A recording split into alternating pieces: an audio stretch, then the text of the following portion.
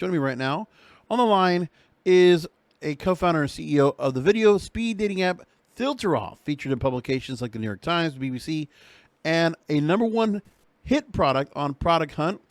And my guest is a TEDx speaker, passions lie in technology, health, and creating authentic connections. When he's not working, Zach loves to travel the world, listen to podcasts, and work out. And my guest is Zach Schleien, the co-founder and CEO of Filteroff here on Grassroots Marketing. Thanks for being on, Zach. Yeah, thanks so much for having me. So it's nice to go and talk to someone that really is trying to go and do the best with an area that I will go and divulge. I am a forever bachelor. I've been single for a long time. I don't compromise much because I don't feel like there's anyone out there when I meet in person to compromise with and to really feel like I can build a commitment to a relationship. And I know there's been other speed dating things out there in person, and to try to get the attendance for those.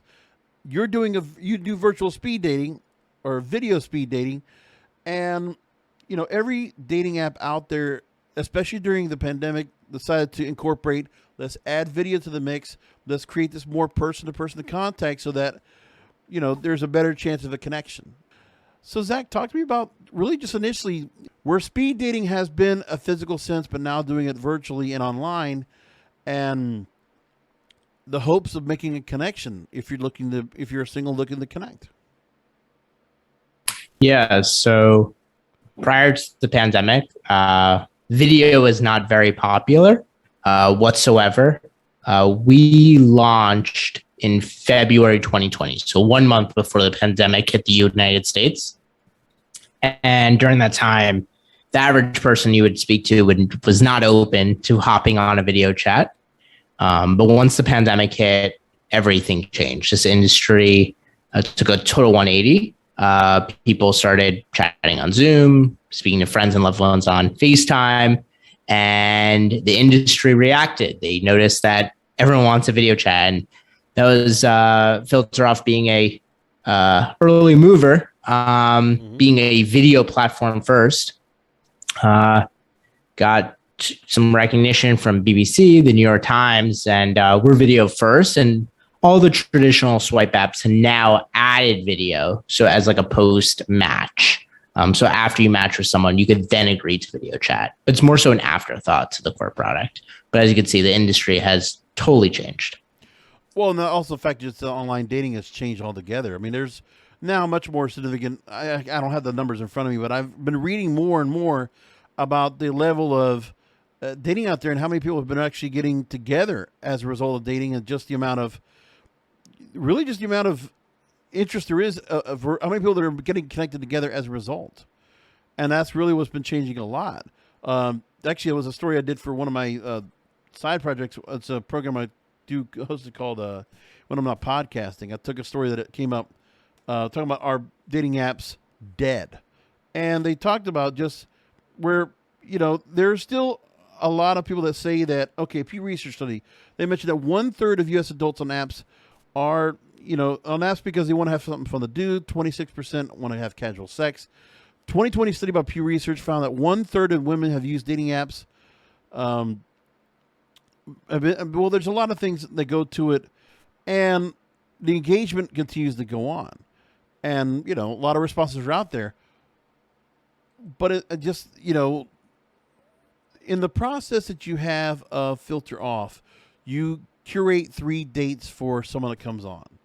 And then they get a chance to chat for 3 minutes, and there's a chance to match or pass. So talk about just the interest of really creating 3 to 5 minute speed dates, seeing what comes of it, and how you're playing to basically people that have that short attention span, and taking away the whole idea of, well, let's just see if any comes up. Like we've seen, people that are out there, there's various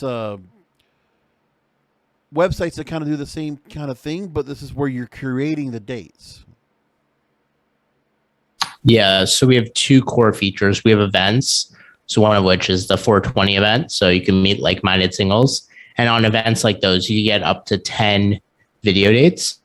We also have another feature. It's a matchmaking service. So our matchmakers will match you with people based off your preferences, and you get 3 or 4 every day. And if you're a match, you agree to then set up a video chat. And if not, the match actually expires. So everything we do is pushes you in the direction of video, with events really being video first.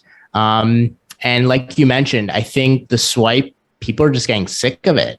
They want to connect with other singles. They want to just meet people and not just like date profiles. And I call these things like intentional daters, where they really just want connection nowadays.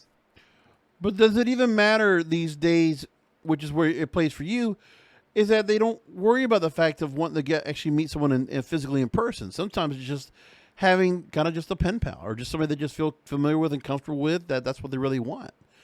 But then that could also say, okay, well then if you just found somebody that's really, really just fun to talk to and that's it, but what do you do about, trying to grab that engagement so that you're getting people that might be in the same area as you or within driving distance or might be a cheap plane ticket to go ahead and meet with them and actually go ahead and spend time with them in person? Yeah. Yeah, it's a good point. So with swipe apps, it's very easy to just like be in the toilet and swipe, and it takes very little effort whatsoever. With Filteroff, it definitely requires more effort because you're actually video dating. So it's really an experience. So it definitely attracts a more serious dater. Not necessarily looking for marriage, but could be. But that common denominator of wanting to connect. So we do attract a different audience than, let's say, like a Tinder. Yeah. So on one of the other networks I work at full time, they actually it was a show called Mobile Presence. They actually talked to someone that runs a dating app, and it's for friends with benefits. But the one thing I noticed about everything here is that their price point was pretty high. I mean, you're talking about they didn't make it $14.99 a month. It was $14.99 a week for a premium membership, and then upwards to over $50 for a diamond membership. And I think of other sites that are out there, and the price they put on, like right now, Seeking Arrangement and Brandon Wade, who now is getting married of all people, and they're charging up to $120 to $150 a month to be on a site for seeking sugar daddies looking for sugar babies. When you have the price point when it comes to Filteroff, and when you're online, do you feel like there has to be some kind of a balance where you want to make it affordable for somebody to come on and work, you could use the speed dating service, and then how much you need it to be so that the women or the people on the other side feel like, well, you're not just getting some kind of, somebody that's on here because it's something free or cheap to get on. You actually have to put an investment to make the effort to meet somebody. So thus, if they're willing to pay that paywall, then they can get in and participate. Yeah, I think every company has a different approach, how they want to price. With Filteroff, it is free. If you want more than the 4 matchmaker dates, you could buy more. For events, Filteroff hosted events are free. What's nice about Filteroff, if you have your own community, let's say a cannabis community, and you want to run a private event just for your members, you can do so on Filteroff. It's free to run, and you can make it free, or alternatively, you could sell tickets to your members, and we take a cut of ticket sales. Interesting. Okay. So for a 420 event like the one coming up, it's scheduled here April 13th on Wednesday, coming up in a few weeks. I want to get an idea, what's the kind of level of participation that you get? How many people could there be potentially at one of these events, and why it would be important to go and get a premium membership so that you get as many chances to meet people? Yeah, so events range. So like that 420 event, that's totally free. The matchmaking service, you could buy more. It's like a la carte. So you could purchase 3, 5, or 10 more matchmaker dates every day. For the 420 event, so we do it a week beforehand, and it's just a way to meet other like-minded people. We have events that are 30 people, and we have events that have hit over 1,000 people. So really ranges the spectrum. Wow. And after the fact, now one thing too is also, what can you tell me about what you do in terms of any the importance of safety or verification that you offer when people get on. Obviously, you're getting to see a real life person that's going to be able to communicate back to that other person. And you have two hopefully compatible partners getting together and connecting in real life, which takes away some of that need of so much safety and verification, all those kind of barriers put in place. But talk to me still, there's a need for it. What is it that you do to incorporate that into Filteroff? Yeah, so we take privacy and safety extremely seriously. Given we're a video first dating app, we do not have as many hurdles to face versus a swipe app. Very easy to upload fake photos and just hide behind your profile and potentially scam someone. As witnessed by Tinder Swindler and as witnessed probably by almost every dating app user where they have met people that seem nefarious in nature on dating apps. And with Filteroff, we have a number of features in place. So aside from video first, we have a face verification. So you could upload a video to be verified. We have phone number verification. So you create your account through your phone number. So if you are booted from the system, you can never create another account because it's tied to your phone number. We have reporting and blocking capabilities. We have a proprietary system to detect spammers and bots that we automatically remove. So we have a lot of features in place to keep this platform really safe. Now, I want to ask a question. This is a little bit of a tangent, but why we have gotten to the point where video dating, or just where women, there's a particular story that you were quoted on from Culture Hub, and they asked about the different approach to avoid awkwardness. And you mentioned, quote, I just started asking women if they could FaceTime, and most actually said no. Probably 30% actually said yes. I wanted to FaceTime before time so that couldn't just see if we vibe and if they weren't into me, save them their time. But as I mentioned off the top, I don't think I mentioned on the show yet, but I am a forever bachelor. And I've tried every dating app there is. And I've paid up, in essence, of quite a bit of all these different dating sites, from Seeking to, Tinder, Hinge, Bumble, all the majors. And going back to eHarmony, going back to Love at AOL, tells you how far back I go. And it was different for me because, there's various reasons why people want to get together with somebody. But there was a time where we had blind dating where you did get to meet somebody. Maybe it was off a Craigslist ad or a personal ad. And sometimes you had a little bit of that where you don't have that exterior thing to go ahead and evaluate somebody right off the bat. But you actually got to know somebody's personally who they were, hear their voice, and hear just the tone of their voice and what you talked about in conversation, so that it would make it easy. Then eventually you meet, and then, of course, it could be something that could be the blind date or that experience. You might see pictures, and it might not be the same as you want, but then you feel like you need to get to this real-time part and cut through all that. And every woman, I feel like now, feels like they need to get to this point. Is that the same way you see it? Yeah, I think how I see it is if you can get the ability to hop on a video chat as quickly as possible and see if you two have chemistry and vibe, and that's really important. I mean, why would you want to meet them at a bar where it's like a minimum of an hour, or to grab coffee or a restaurant where you have to spend money and spend significant amount of time and get ready when you may instantly realize you're not a fit? So video provides you, like, first of all, really safe experience, comfort of your own home, and also see if you're a fit, because no one wants to waste their time, waste money, or other people's time. And the issue with swipe apps, it's quite the opposite, where you can be messaging back and forth for weeks on end and thinking they're an amazing person.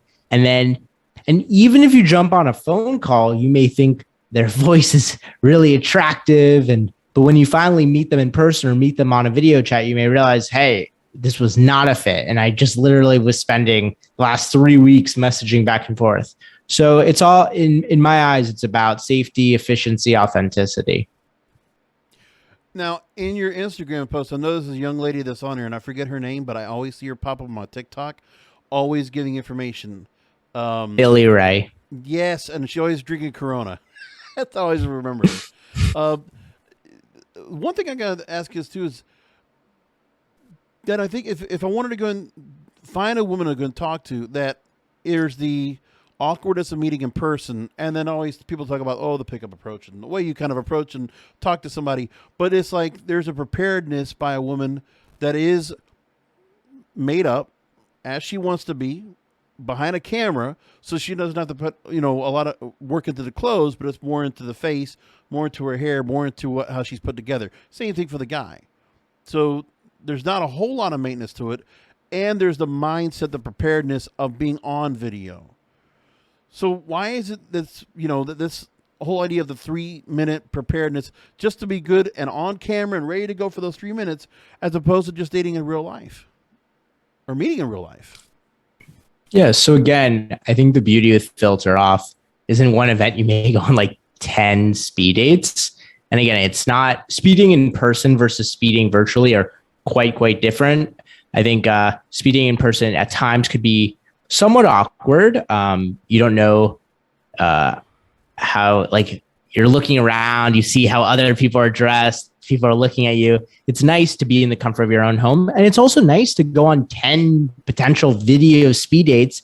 And out of those 10, you liked 3 of them. And out of those 3, you had 2 matches. And like, that's awesome. To go on 10 actual dates at like a bar that requires 20 hours. So I think it just in terms of time, in terms of money, and again, it's almost like the first date before the first date. If you get a good vibe, a good feel after the 3 minutes, you could then message them a little bit on Filteroff and then jump on a video chat again. That's quite long as you like. And then when you have that feeling of trust and connection, meet them. So I encourage you to meet if that's what you want to do. And I'm just talking for your listeners. If they want to meet, just meet. But video is just like a nice way to cut the crap of the swiping and the messaging back and forth. One more question with you. I'm here again with Zach Schleien with Filteroff. And I got to ask, the one thing I also feel like, and you hear this when you watch on TikTok, and you hear people that are talking about dating and giving advice. So many people out there to do that. And the fact that there's this whole idea that, there's the modern woman or the modern man, and there's this whole idea of where how men are supposed to act and how they're, what their position is supposed to be when it comes to meeting women. And it also incorporates if you're different when it comes to sexual preference or gender or whatever. I mean, it still comes down to there's a dominant and a submissive, or somebody that's more masculine or feminine. The idea is that the person that's more masculine is meant to act more like the man that has to provide and support and needs somebody to show them a good time. So once after you're off of Filteroff and you meet up, can you tell me at all about any of the experiences you've had about, what are expectations that partners should have from each other when it comes to once they get off the app and they decide to meet in real life? Yeah, in terms of when you say expectations, in terms of like what you gotta take they me out to could dinner, do, take me out to a nice place, show me a good time, and invest in me. Yeah, I think what it's expectations a do you have in choice. return? Yeah, Right. sure. I mean, I think when I'm single, it's the goal is just create a connection and have fun. I typically would just grab like one drink each. I didn't really want to invest in like a full dinner because it's less about the money. It's more about, I don't want to get stuck with someone I may not vibe with. A drink, you could always leave after 40 minutes, an hour, if it's not a good fit. A dinner is an investment. I think dinner is more of a second date. Everyone has personal preference. So I would say like try different things. And I've done dinners for the first day, and I saw what I liked and what I didn't like. And I kind of shaped my own way of dating in person. Right. And I think that's important for every person. Every person has a different preference. Some people don't drink, so grab coffee, do a fun activity. Maybe go, if you like mini golfing, go mini golfing. If you like going rock climbing, go rock climbing. Like, I love doing things like first date, just something chill, just see if we vibe. But second date, like do a fun activity. Yeah. So what is it that you enjoy, and do that with them, whatever that activity is. So outside of Cannabis Radio, I host a companion series of my own independent called When I'm Not Podcasting. I talk about dating constantly. And the other thing, I just recently finished a book talking about the fact of how there are some women, not all, but there's also those that they feel like, well, there has to be value to what I'm doing. Like there has to be, if I'm putting myself together and I expect to be wine and dined, maybe I don't want to have just a drink because there's kind of a value. And I'm not asking a particular question to kind of put you on the spot.